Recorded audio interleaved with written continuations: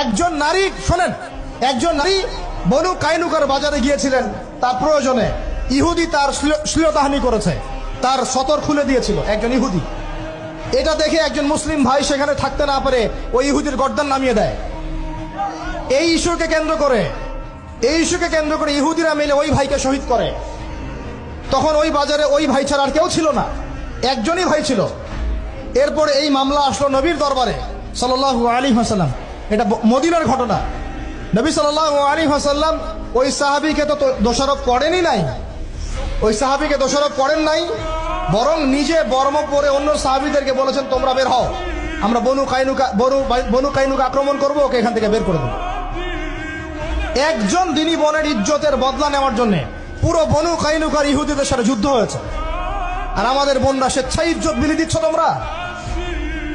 তোমরা হচ্ছে মাটির তলে চলে যাও, তোমাদের বেঁচে থাকার চেয়ে মাটির তলে চলে যাও। তোমরা নিজেরা স্বেচ্ছায় ইজ্জতের বিসর্জন দিচ্ছ।